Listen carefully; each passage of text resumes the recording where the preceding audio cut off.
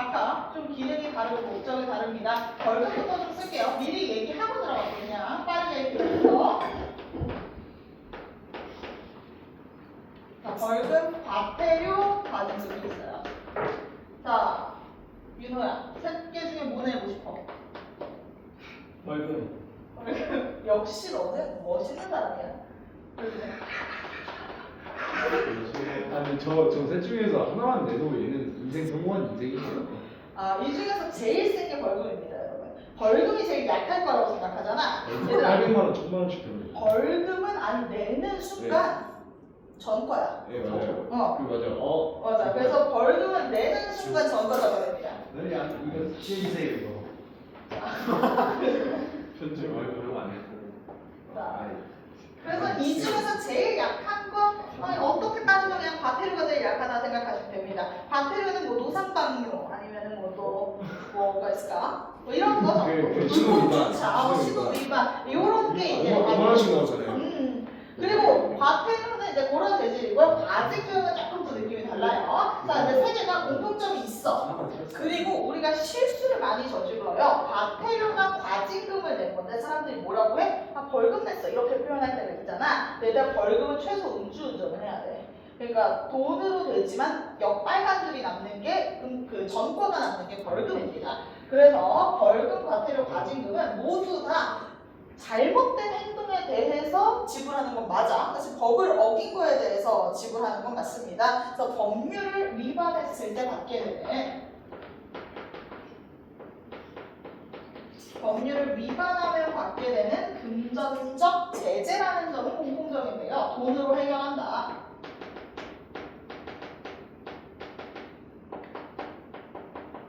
그런데 우리가 이제 디테일한 금전적 제재인데요.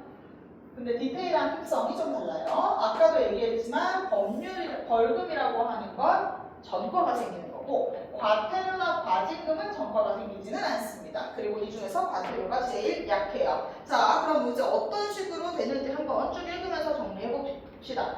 과징금이란 법령, 자치, 법규 등에 따른 의무를 위반한 자에 대해서 그 위반 행위에 대한 제재로서 부과하는 금전적 제재를 말한다. 돈을 내는 거기 때문에 과징금은 형벌로서의 금전적 제재인 벌금이랑 유사하지만 결이 달라요. 벌금은 누가 부과해? 사법기관에서 부과를 합니다. 사법기관, 그러니까 너희가 무서워하는 약간 법원 같은 데서 부과를 하는 거야. 그래서 벌금은 사법기관이 부과하고요.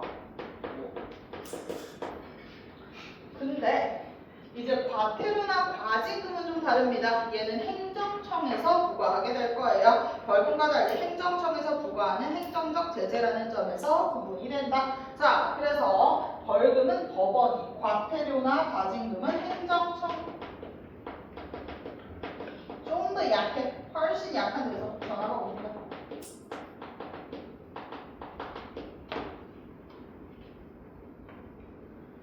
자, 그래서 우리가 과태료는 뭐냐? 경미한 행정법규 위반에 대해 부과되는 경미한 형사사범을 범죄자, 전과자를 만들지 않기 위해서 부과하는 거야. 노상방뇨 했어. 근데 얘한테 전과를 주기 불법인 건 맞아. 근데 전과를 주기에는 애매하잖아.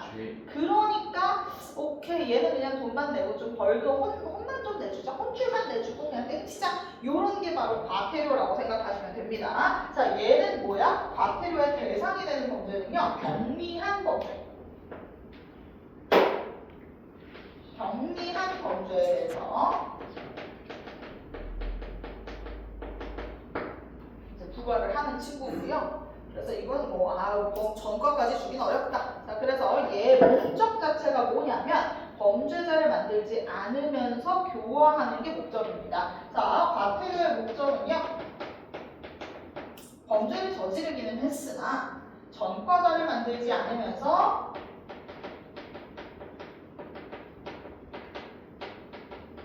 교화하는 거. 이게 목적이에요.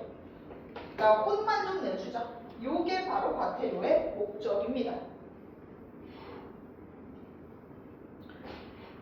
근데 과징금은 뭐냐? 특정 법령을 위반해서 얻은 이익을 뺏는 거예요. 목적 자체가 완전히 달라요. 자, 얘의 목적은요, 이익을 환수하는 거예요. 불법 이익 환수. 예를 들어 내가 마약을 이제 팔았어. 자, 그래가지고 내가 이익을 얻었어. 10억을 벌었어. 내가 이야기했는데 맨날 주수이가 얘기하는 나의 그 9억 자산 중에 9억이 마약 밀매로 얻은 수익이야. 자, 근데 그럼 이건 불법이잖아. 그럼 나는 나중에 붙잡혀 들어가면 이걸 어떻게 해야 돼? 뱉어내야죠. 뱉어내야 되지. 그게 과징금. 사회 그렇지. 그걸 뱉어내는 게 과징금이야. 알겠지? 뱉어내는 거. 그게 과징금입니다. 아예 결이 다른 거 알겠지? 과태료는 그냥 벌을 받는 단계인 거고요. 근데 과징금 그냥 뺏기는 거야. 내가 불법적으로 이익을 편취했으니까 그거에 대해서 그냥 뱉어내는 거. 그게 과징금입니다. 자, 그 차이가 있어. 자, 그랬고 또한 경미한 형사 사범에게 부과하는 과태료의 경우. 근데 과태료는 이미 이게 벌이잖아. 과태료 자체가 벌의 속성을 갖고 있잖아. 그러다 보니까 얘는 행정청에서 우선 부과한 후에 일단 과태료 내세요 한 뒤에 마지막에 사법기관 재판에 받기는 해. 근데 되게 심플하게 받는다고 해요. 그냥 네 그래요 벌금 내세요 하고 끝난대. 형벌을 대신하는 근데 이제 형벌을 대신하는 측면이 있으므로 과태료의 부과 대상을 형벌의 부과 대상으로 하지 않는 것을 원칙으로 한다. 자, 이 말이 무슨 뜻이야? 과태료를 부과받았는데 그 노상방뇨에 대해서 또 재판을 받거나 아니면 형벌을 받을 수 있어? 없어. 그렇다는 건 얘들아 우리 형벌이 뭐야? 벌금이지. 벌금은 우리가 형벌이라는 이름으로 지칭을 하게 될 거야. 자, 그렇다는 건 과태료는 형벌과 중복 처리가 불가능하대. 그러면 과태료 냈는데 거기다가 또 벌금 내는 거 돼야 안 돼? 안 된다는 거야. 자, 과태료는 이미 그 자체에 벌의 성격이 들어가 있어. 혼내는 거야. 그지? 우리가 얘는 벌금이랑 약간 결이 비슷하잖아. 혼을 내는 걸 과태료라고 하잖아. 자, 그러니까 이 친구 같은 경우에는요, 벌금이랑 중복 처리가 안 돼요. 벌금과 같은 형벌이랑 중복이 불가능해요. 서로 다른 각각 두 개의 범죄를 저질렀다면 몰라도 노상방뇨 하나 가지고 과태료랑 벌금 둘 다 때리는 건 불가능해. 왜? 이미 이거 자체가 벌을 대신해주고 있으니까.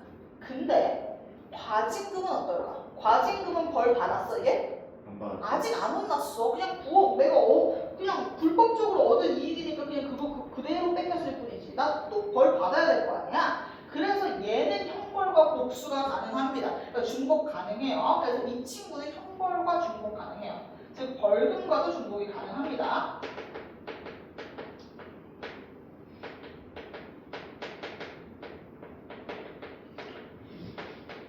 그냥 얘 들으면 비슷한 말이라고 생각해 주세요. 그냥 포함 관계를 좀 다르게 쓰고 싶었을 뿐입니다. 별 차이, 별 의미 없었어요. 자, 과징금은요, 내 형벌이 중복으로 얻을 수 있다. 그러니까 내가 9억 뺏기고 그래도 나 불법적인 일 했잖아. 마약 밀매 이거 자체도 불법이잖아. 그럼 이 불법에 대해서 감옥에 가거나 아니면 벌금을 또 내거나 할 수 있다는 겁니다. 요게 좀 제일 중요한 차이점이라고 생각해 주세요. 하지만 과징금은 목적과 성격이 형벌과 다르므로 동일한 위반 행위에 대해 형벌과 별도로 부과할 수 있으며 위반 행위자가 행정처분에 불복할 때는 소송을 제기할 수 있어요. 근데 내가 이거에 대해서 좀 억울해. 자, 내가 9억 뺏기는 것도 억울하고 미치겠어. 그리고 막 그러면 항소할 수 있어요. 불복이 가능합니다. 모든 과징금은요 불복해서 항소 가능합니다. 요즘 근데 불리하게 적용하잖아요. 그럴 수 있죠. 오, 역시 미래를 다 대비한. 좋아요. 그냥 변호사 된다는 거죠. 알지? 그러니까 변호사가 될 수 있으니까. 자꾸 말 그렇게 하시면 진짜 저 언젠간 쳐들어와요 진짜. 불복해서 소송을 할 수 있습니다. 자, 그래서 요거 항소라고 부르죠, 흔히. 현행법상에서 과징금 제도는 여러 가지 유형으로 규정되어 있지만 큰 범주에서 그 유형을 경제적 이익 환수 과징금, 영업정지 배체 과징금으로 나눌 수 있어요. 과징금의 종류가 두 개 있다고 합니다. 첫 번째는 가장 심플한 거야. 아까 이야기했다시피 내가 마약 팔아서 얻은 9억을 제출하는 거. 이게 바로 경제적 이익 환수야. 그리고 이게 있어. 너희 영업정지라고 들어봤지? 전선하고 기술 팔고. 아, 그렇지. 맞아. 청소년한테 나는 그냥 학원이 10시 이후로 막 열고 이러면 영업정지를 당할 수 있거든. 그거 생각했는데 역시 스케일이 달라요. 자, 청소년이 그 케이스로 가보자. 청소년한테 술 팔면 영업 정지 당하잖아. 그게 영업 정지인데, 그러면 너무 좋지 않겠니? 영업 정지 당하는 것보다 돈으로 때우는 게 더 나을 때도 있잖아. 그치? 영업 정지보다 돈으로 때우는 게 낫지. 그럴 때 부과하는 과징금인데요. 근데 이건 뭐 사람마다 좀 다르겠지만 영업 정지를 대체해주는 과징금이 있어요. 이 두 가지의 종류가 있습니다. 자, 첫 번째 경제적 이익 환수 과징금은 아까 이야기한 거 마약 돈 내는 거 생각하시면 됩니다. 자, 불법 행위로 얻어진 경제적 이익을 환수하기 위한 제도로 위반 행위에 대한 제재로서의 성격, 이게 바로 혼내는 거. 그리고 부당 또는 불법적 이익을 환수하거나 박탈한다는 성격, 이게 뺏는 거. 이 두 개의 경제적 성격을 함께 가지고 있어요. 자, 당연히 과징금이라는 것 자체가 벌을 주면서 동시에 뺏는 효과가 있겠죠. 경제적 이익 환수하는 거, 내 부업 그대로 가져가는 건 나한테 벌을 주면서 동시에 뭐 하는 거야? 이제 우리가 뺏는 거죠. 불법적 이익을 빼서. 이 두 개를 하는 게 우리의 그 첫 번째 경제적 이익 환수 과징금이야. 그래서 하지만 전자의 성격은 모든 제재 처분이 가진 공통점이므로, 자, 이 벌이라는 성격은 우리 벌금도 벌을 주기 위한 거고 과태료도 벌을 주기 위한 거고 과징금도 벌을 주기 위한 거잖아. 그러니까 뭐 이건 너무 당연하고, 우리 과징금의 본래 목적은 뭐에 있다? 뺏기에 있다라는 걸 재차 강조하고 있을 뿐입니다. 자, 그래서 이런 측면에서 이 유형을 본래적 의미의 과징금이라고 한다. 자, 얘들아, 경제적 이익 환수하는 과징금을 이꼴 뭐로 부르겠대? 본래적 의미의 과징금이라고 부르겠대.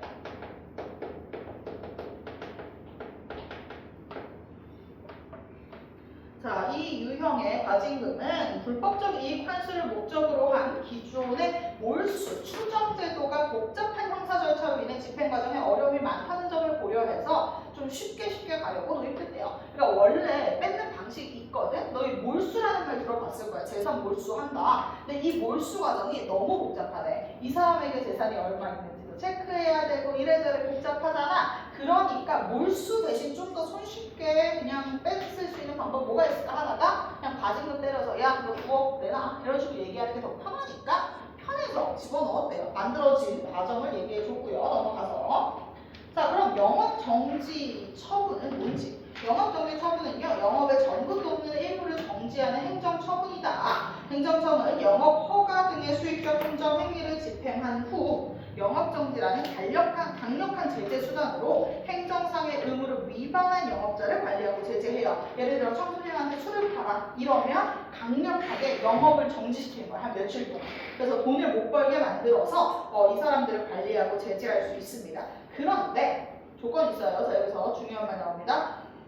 영업정지로 공공의 편익이 감소할 수가 있어 의료, 복지 분야 등 공공의 편익에 중대한 영향을 미치는 영업에다가 붙여. 의료, 복지 분야 등 공공의 편익에 중대한 영향을 미치는 영업. 얘네들에 한해서만 지금은 실행을 하고 있습니다. 이 영업정지 대체할 수 있는 친구들은요, 이제 공공의 목적을 대표한다라고 하는 의료, 복지 분야에서만 가능한 방식이에요. 의료복지 등, 그러니까 학원도 영업정지 당할 수 있거든. 근데 이제 학원은 아직까지 과징금 대체는 안 된다고 합니다. 우리가 의료나 복지 같이 이제 좀 공공의 목적을 위한 곳은 이게 망해버려. 자, 영업정지를, 자, 마을에 병원이 하나 있어. 그런데 내가 이거 영업정지 시켜. 그럼 이 마을에 다른 사람들의 건강에 문제가 생기겠지. 그러면 이건 안 되기 때문에 이 사람들한테는 영업정지 대신 너 영업정지 해야 될 정도로 잘못했는데 너는 특별히 대신 돈으로 때울 수 있게 도와줄게 라는 게 바로 영업정지 대체 과징금이라고 생각하시면 됩니다. 돈으로 대신 때우게 돕는다. 자, 근데 이제 이때 문제가 좀 생긴다고 합니다. 자, 이때 이제 우리가 어떻게 한다? 영업을 계속하게 하고 의무 위반에 따른 영업정지 처분에 가름하다가 대체한다라는 뜻이에요. 대체하는 영업정지 대체과징금이 도입되었다. 이 유형의 과징금은 본래적 의미의 과징금의 성격도 띠고 있지만 거기에 플러스 알파입니다. 영업정지 처분을 가름하여 과징금을 부과한다는 점에서 변형된 과징금이라고 한다. 자, 여기서 일단 이 영업정지 대체 과징금은요. 뭐의 성격을 가져? 당연히 거래 성격도 갖고요. 그리고 불법으로 얻은 이익을 뺏어요. 뺏는 성격도 가져.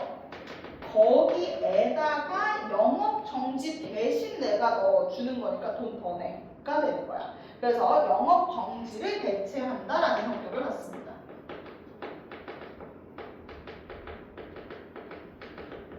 자, 그러니까 만약에 나는 뭐 걔 그 청소년한테 술을 팔았어. 청소년한테 술을 팔아서 그날 시장이 그 시장 뭐라 그래야 돼? 그 가게가 10만 원을 벌었어. 그러면 만약에 이걸 걔는 영업정지 대체도 되지도 않겠지만 만약 영업정지가 대체된다면 벌 받는 입장에서의 그 10만 원 다시 불려주고 그리고 영업정지를 대체하는 거기 때문에 거기에 플러스 알파로 돈을 더 내주는 거야. 영업정지 대신 너 과징금으로 대체하는 거니까 너희 뭐 그래도 좀 더 내. 뭐 이런 식으로 해가지고 돈을 아마 과징금을 더 많이 내겠죠. 요게 바로 영업정지 대체 과징금이 되는 거야. 자, 그랬을 때 이걸 뭐라고 부른다? 변형된 과징금. 동어치와는 무조건 잡아야지.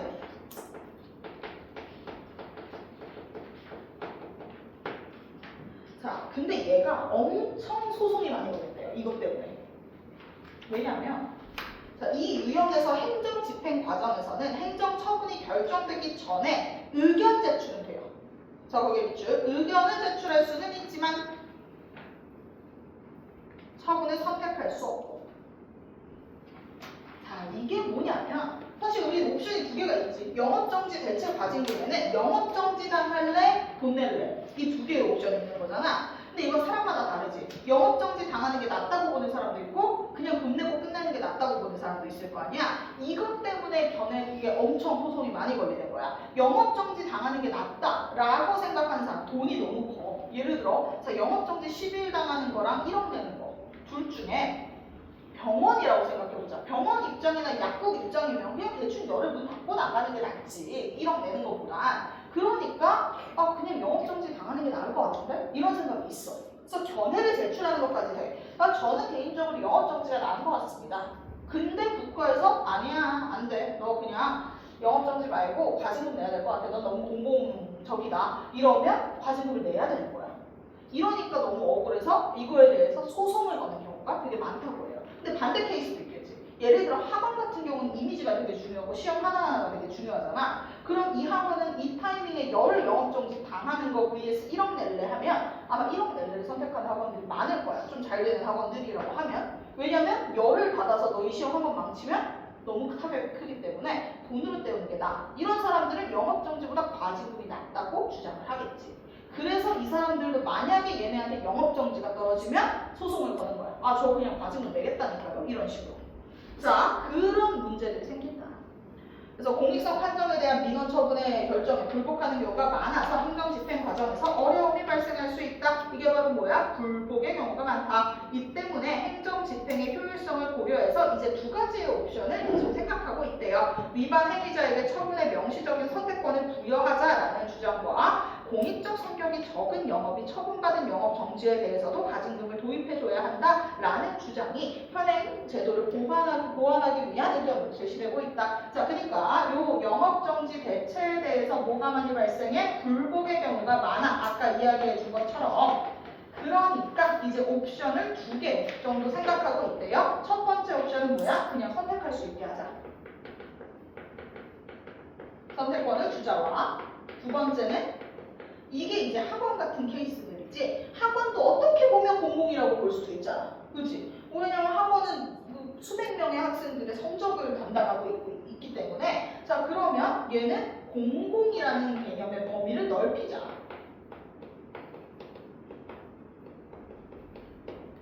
그러면 어떤 효과가 있어? 학원 같은 곳들도 과징금으로 대체될 수 있잖아. 영업정지가 아니라. 그러면 이 사람들은 불만이 없겠지.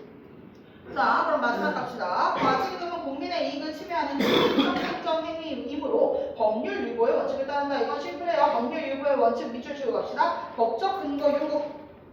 법적 근거 요구. 당연히 그냥 집 꼴리는 대로 판단하는 게 아니라 뭐가 필요하다는 거야? 법적인 근거가 있어야 된다. 내가 제 마음에 안 들어. 그렇다고 그냥 과징금 때려버리면 안 된다. 따라서 과징금은 근거가 되는 개별 법률에서는 부과 및 징수의 주체, 보과, 사유, 상한액, 납부기한 연기, 분할 납부 등에 대한 사항이 다 규정이 되어 있어야 됩니다. 그래서 뭐 해야 돼? 남용 방지 미출.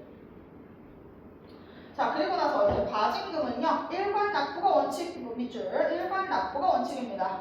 예를 들어서 한 9천만 원 내라 그랬어. 그럼 9천만 원 한 번에 내는 게 원칙인데 어려울 수 있잖아. 9천만 원이면 크니까. 자, 그러면 어떻게 해야 돼? 좀 부담된다? 라는 경우에 한해서 밑줄 납부기한 연기나 분할 납부 허용. 납부기한 연기나 분할 납부 허용합니다. 그래서 약간 할부로 계산이 가능하다. 과징금 납부 의무자가 기한 연기나 분할 납부를 하려고 하면 납부 기한 10일 전까지. 예를 들어 납부 기한이 한 60일이야. 그러면 이제 50일 뒤, 즉 열흘 전까지는 보내야 된다. 우리가 문서를 통해서 행정청에 신청을 해야 되고요. 과징금 제도는 이러한 법률 요구 법을 근거로 한다라는 원칙을 통해서 행정집행 과정에서 국민의 권익이 과도하게 침해되는 것 방지하고 있습니다. 네, 여기까지 문제 봅시다.